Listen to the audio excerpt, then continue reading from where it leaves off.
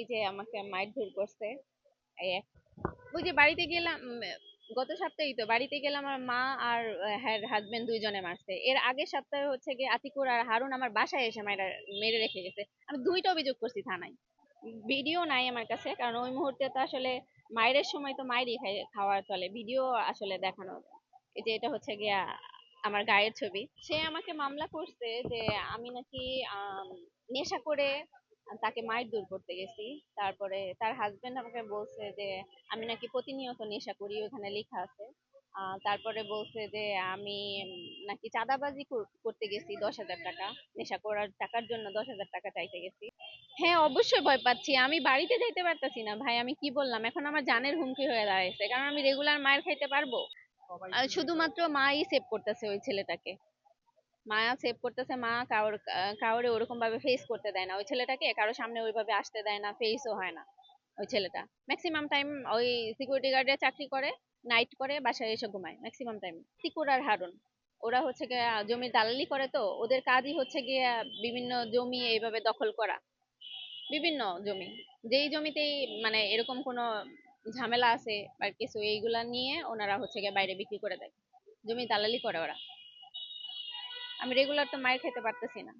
গেছে ওনারা, যে দেখে আসছে যে আসলে ঘটনা কি। ঘটনা যখনই শুনে যে পারিবারিক বা জমি সংক্রান্ত, তারা একটা কথাই বলে আমাদের তো করণীয় কিছু নাই, আপনি যান এই কোর্টে যান, ল্যান্ড যে এসি ল্যান্ড অফিসে যান, জমি ডিস্ট্রিবিউট করে দিবে।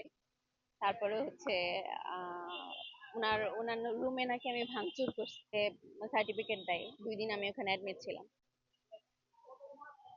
আমি ইফাত গ্রুপে চাকরি করি ভাই 10 বছর, এবং আমি অ্যাসিস্ট্যান্ট ম্যানেজার হিসেবে আছি।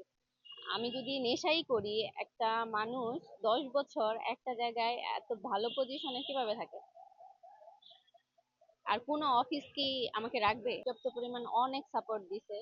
গতকালকেও মানে অনেক সাপোর্ট পাইছি আমি তাদের কাছ থেকে। তারা আমার আব্বার সাথে অফিসের একটা ভালো অ্যাটাচমেন্ট ছিল, ওই পারপাসে তারা আমাকে এতিম হিসাবে অনেক ভালো সাপোর্ট দিছে। অফিস থেকে আমার কোনো প্রবলেম হচ্ছে না।